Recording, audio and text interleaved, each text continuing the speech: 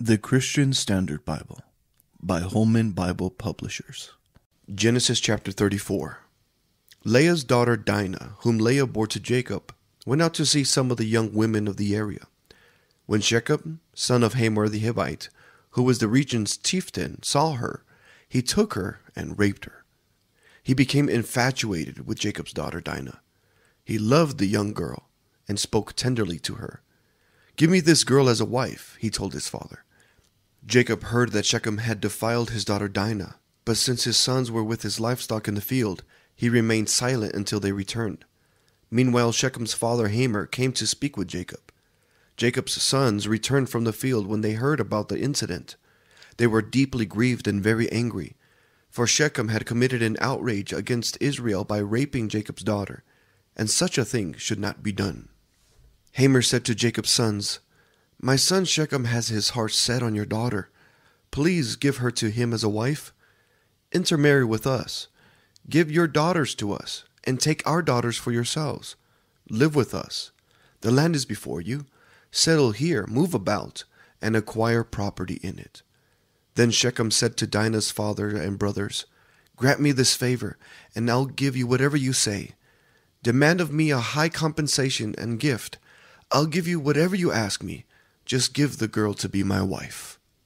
But Jacob's sons answered Shechem and his father Hamor deceitfully, because he had defiled their sister Dinah. "We cannot do this thing," they said to them. "Giving our sister to an uncircumcised man is a disgrace to us.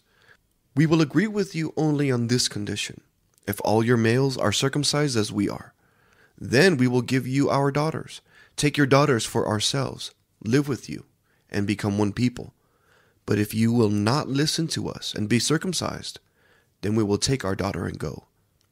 Their words seemed good to Hamor and his son Shechem. The young man did not delay doing this, because he was delighted with Jacob's daughter. Now he was the most important in all his father's family.